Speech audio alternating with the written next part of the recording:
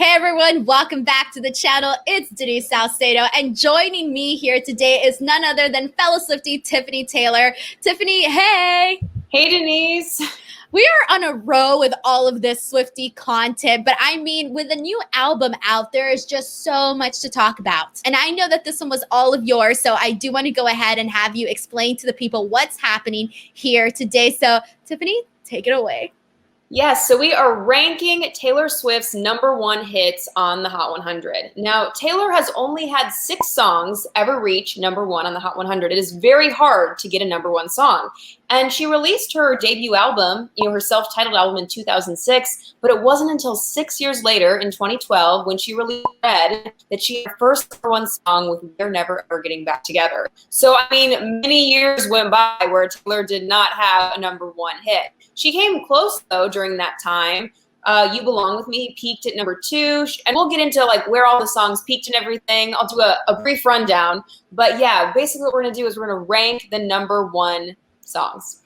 And I'm excited because these are the songs that you can say had the biggest impact in terms of mainstream. Like, these songs are a big deal. And let's go ahead, before we start ranking, let's talk about what songs those actually are. So the top 10 hits are We Are Never Ever Getting Back Together, Shake It Off, Blank Space, Bad Blood, Look What You Made Me Do, and Cardigan. But we have these dates on here. Tiffany, can you explain exactly what these dates mean? Yeah, so that's when they peaked at #1 on the Hot 100. And now she's had quite a few top 10 hits, and let's talk about those a little bit, but these are the only ones that reached #1. So let's get into really quick the ones that peaked at different, things on the Hot 100. Now, the ones that peaked at #2 in the top 10, You Belong With Me, I Knew You Were Trouble, I Don't Want to Live Forever with Zayn, kind of interesting, and then off of Lover, Me and You Need to Calm Down. So, I mean, You Belong With Me way back in 2009 got really close to #1, but it didn't hit #1. And then, as you can see, her other top 10 hits, Mine peaked at #3 in 2010. Love Story peaked at #4, so did Ready For It, and then The One just premiered at #4. Wildest Dreams peaked at #5. Back to December, Red and Style peaked at #6. Exile just premiered at #6. And then Begin Again peaked at #7 in 2012. She hasn't had any songs peak at #8, interesting enough. And then Fearless peaked at #9 in 2008. And Lover peaked at #10. So she's had a lot of top 10 hits, but not that many #1 hits, only 6. It is hard to get a #1 song. It really is. It really is. And I'm looking at these songs, though, and I'm thinking, how on earth did this song not hit #1? So looking at this list, though, what song do you think should have had that #1 spot? Or maybe just a song that you wouldn't have assumed to have been where it's at right now? Because I honestly, I'm looking at Love Story, and I'm thinking, how on earth did that one peak at #4? Like, I think of that song, and everyone knows Love Story, whether or not you're a Taylor Swift fan. Same thing with Fearless. I feel like that one is another one, and Style as well. Style and Lover. There are some songs where I was actually very surprised as to where they ended up. What about you? Definitely. And I think for me, I'm surprised that Love Story didn't peak at #2 or higher. I think the fact that You Belong With Me peaked higher than Love Story is surprising. And actually, I Knew You Were Trouble, that was one of her first pop songs, really, even though it was on Red. It's like when she first started dipping her toes into pop music. I wish that would have went #1, like We Are Never Ever Getting Back Together. I'm surprised that I Don't Want to Live Forever got so high. You know what I mean? Because at the time, Right, she didn't even do a lot of promo for that song. She kind of was on a hiatus, going into her summer, 2017 hiatus that she did up before releasing Reputation. But so interesting, yeah, where all the songs landed. It's like some songs I feel like were higher than I thought they would be, and also others, are obviously lower. Yeah, I was surprised too about I Don't Want to Live Forever, but that's actually my mom's favorite song. And that's the song that got her into liking Taylor Swift. So I think maybe it piqued some people's interest that maybe us fans that were already fans didn't really expect. But I mean, either way, these are the top 10 hits. And I mean, these are some big ones. And we know the impact that these songs made. So I just got to say this. When I was thinking of my ranking for this, I'm still not like 100% sure that I made the right decisions, but that's what we're gonna do. We love to rank videos on this channel, so rank songs on this channel. So we're just gonna go ahead and do it. Tiffany, are you ready to rank your top 6 Billboard Hot 100 #1 Taylor Swift hits? Wow, that's a mouthful. Yes, I am. Do you want me to go first? Yeah, let's do it. All right, let me pull this up. All right, here we go. Let's start at number 6. So we'll work our way from our least favorite to our most favorite. So what is your number 6?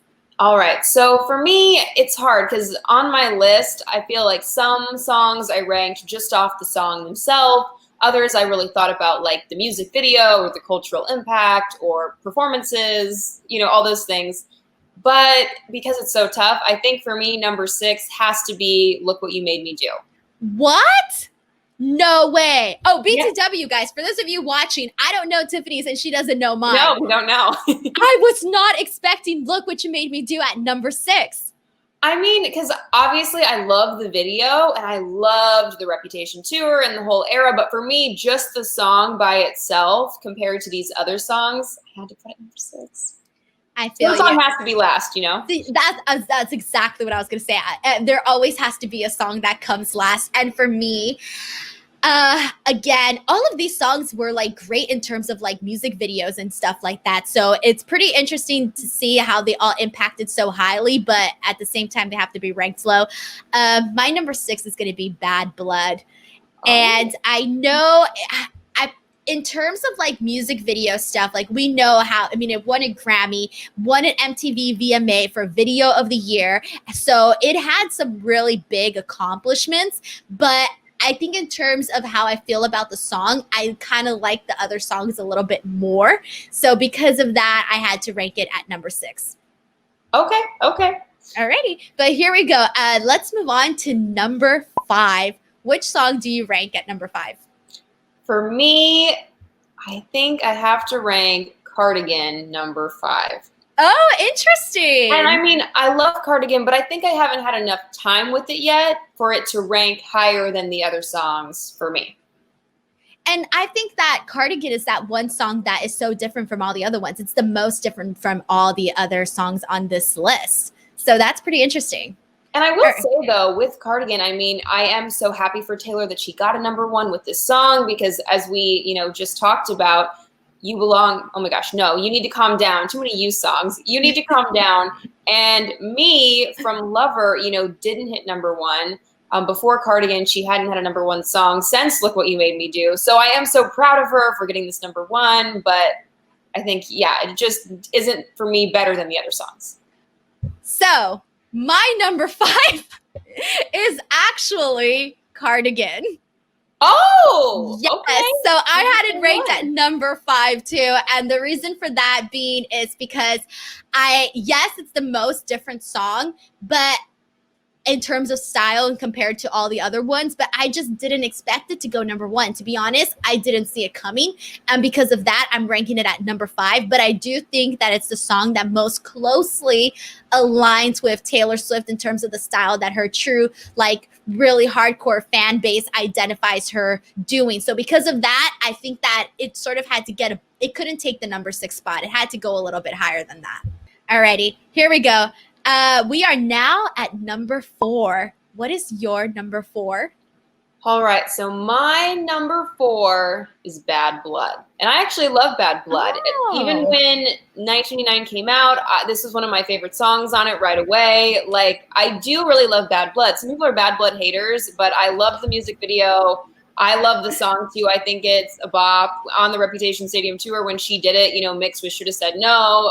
I loved it. I love Bad Blood. And so haters, that's all I got to say. I was going to say, are there Taylor Swift Bad Blood haters? But then I was like, oh, I ranked this one at number 6. So does that make me a hater? I don't know. Maybe. No, because I love this song. I just love the other ones more. And I thought the other ones just had like more of an impact. But alrighty, so there you go. Bad Blood, not a bad one. Great music video. My number 4 is actually going to be Shake It Off. So I know that this one is I honestly vote this one the most impactful Taylor Swift song. And for that, I mean that this is the song people associate Taylor Swift with. Like everyone, if you even hear just the term Shake It Off, it's automatically associated with Taylor Swift. So it doesn't matter whether or not you're a fan, Shake It Off is a song that everyone knows Taylor Swift for. And I think that I think it took her a while to get a song like this that just like really stuck and really became a song that was embedded into everybody's brains. So the fact that she had that happen with Shake It Off makes it the most impactful. But I ranked this one at number 4 because I just like some of the other songs a lot better. Alrighty. Okay. So now we are moving on to number 3. Okay, so my number 3 is We Are Never Ever Getting Back Together. Oh, that was such a fun song to sing too. It is. It's such a fun song. And I'm actually kind of surprised I ranked it this high now that I'm looking at my list. I don't know. But I feel like it's just so iconic. And also just the Red era was such a pivotal time in Taylor's career, such an amazing time for Swifties. We all love the Red era. So like the fact too, I think the fact that it was her first number 1 makes it really special. It's like the song that, you know, when she really started to transition from being just this country star, even if she was a huge country star, to like a mainstream pop superstar. I can remember her, you know, doing that, like watching the Yahoo live stream, you know, when she's like in the dress and she's like, I'm going to play you my new song. We are never, ever getting back together. It's funny to see how her like reveals have evolved over the years. But yes, that's my number 3. So, and usually when we do these ranking videos, I feel that we're very, very different in terms of our opinions. However, with this video, I feel we are most closely in line because my number 3 is also We Are Never Ever Getting Back Together. Wow. We're going to have the same number 1. I know it already. Oh my gosh. Well, maybe. I don't know. So, okay. So maybe not. Yeah, maybe not. So the thing about this one is that this one, when I heard this song, I was like, wow, this is so different for Taylor Swift. Like, I didn't see this song coming at all whatsoever. So I was very shocked by it when she first premiered it. And, but I think in terms when I was really sitting down and thinking like, what songs do I like and appreciate a whole lot more? I had to rank We Are Never Ever Getting Back Together because that one is just one of those songs that I love to sing along to. It's just a fun song.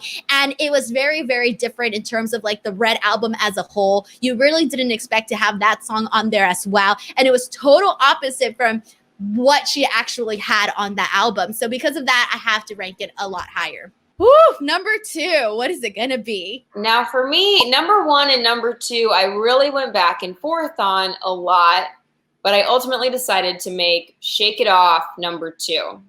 Oh. And I love Shake It Off. And I think, yeah, this was a song where it kind of defined the 1989 era for Taylor Swift. Everybody knows this song. And it also, when it came out, you know, Taylor had haters previously, and like all of a sudden the song was so good, you couldn't not like it. You couldn't dance along and shake it off. And I also loved how she told off haters in it too. You know, the whole thing of like, I stay out too late. I go yes. on too late. Like, it was kind of the first time she like stuck it to the haters in like such a big song like that.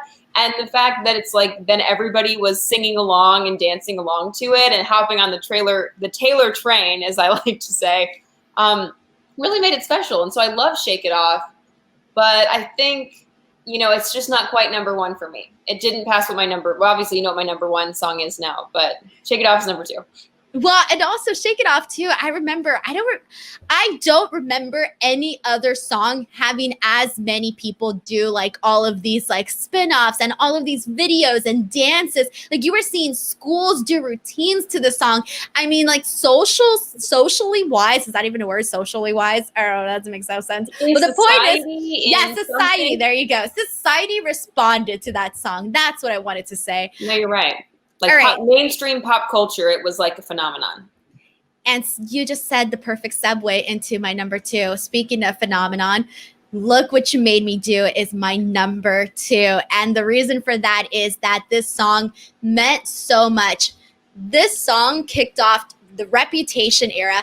And as we know, Taylor Swift did absolutely no media for that. And she completely sold out stadiums all over the world for this era. So because of that, I think that Look What You Made Me Do really kicked it off. And not only did she like throw dabs at Kanye West and Kim Kardashian and all of that, and she had this great music video, it was also really the start of this new Taylor Swift, where she said the old Taylor is dead. Like that. Talking to the phone right now. Yes, that completely shook me to the point. Like it shook my core. I couldn't believe that the sweet old original Taylor that we all knew and loved was turning into this badass, like I don't even know, this badass like woman, warrior, phenom, whatever you want to call it. She completely made a full 180 turn here. And so because of that, I think that Look What You Made Me Do has to take the number 2 spot because it was just amazing.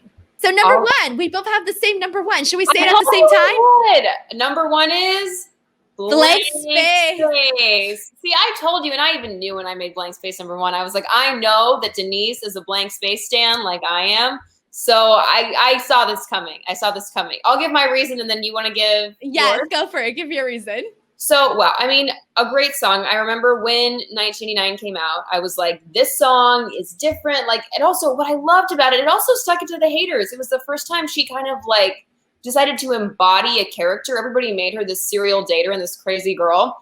And she's like, okay, you think I'm crazy? Sure. Like, I'll play crazy. I'll do that. And like, it was so genius and everybody loved it. And like, it was amazing. The music video is amazing. But when I think of Blank Space, I think of one of Taylor Swift's most iconic television performances ever at the 2014 American Music Awards, when she lit the stage on fire, like one of her dancers flew off stage. And it was the first time we had seen Taylor as this like crazed character she was playing. And it was just amazing. It was so theatrical. And that was like right when they had made Blank Space the next single. She performed it at the AMAs, and it was just such an iconic moment. And so I think for me, yeah, it's like, I love that after Shake It Off and Blank Space, this song that she wrote, I don't know if she thought it would be a big single like that. You know, I think she maybe just wrote it to like stick it to the haters and kind of like be like, haha, sure, I'll be crazy if you want to call me crazy. And it ended up being this huge hit. So number 1 has to be Blank Space. Yes, I 100% agree with you. And the thing about Blank Space too is that when I think of perfectly curated songs, like just all the lyrics that she chose for it, the way they all flow together, the way that she really got her point across. Like you said, she embodied this person that the media said she was. Like, oh, she's this person who's always dating everyone. She doesn't really want these relationships to end. She uses men. All of these things that people said, she turned it around. She changed the narrative. And that's what she did with Blank Space. And I mean, the music video, the fashion in the music video, just overall, the whole entire song, I think it was perfect. Like, this is the perfect number 1 in my opinion. And clearly yours too, because we both ranked it at number 1. So there you go. Number 1, Blank Space. Tiffany, this was kind of hard to do, but at the same time, maybe not, because we were sort of on the same page, I think. Yeah, I think we both just like went with our gut, and it's funny that ended up being very similar. Yeah, and it isn't always, you know, but it really isn't. We're always so different. So if like you guys watch our past ranking videos, our albums, our songs, even our track 5s were so different. Check those out. I'm gonna link those in the comment section in the description box so you guys can check them out, because me and Tiffany were so different, but I think this time the fact that we were sort of on the same page just kind of goes to show that maybe that's just the definitive answer. I don't know. All righty, guys. That is the end of this video, but please do not forget to check out some of our past videos. Again, I have those linked up in this video in the description box, but we also just did a folklore album review. That one is a full 1-hour review where we talk about everything. Our favorite tracks. Yes, our favorite tracks. We talk about meanings, theories. I mean, everything. So go check that out. And also, please do not forget to give some love to Tiffany Taylor. Tiffany, where can they find you on social media? You can follow me on Twitter and Instagram right here at _Tiffany Taylor. Awesome. Guys, make sure to give her some love. She does some great stuff here on the channel. I'm always so happy when you say yes to doing a video with me, so I would have to do these alone. Oh, I always love doing them. They're always a fun time. Yes, so please make sure to give her some love. Let her know you guys saw her on the channel, and we'll be doing more videos in the future. Make sure to follow me on Twitter and or Instagram at _Denise Salcedo. But more importantly, do not forget to give this video a like and subscribe to the channel. Until next time, we'll see you guys later. Bye, everyone. Bye.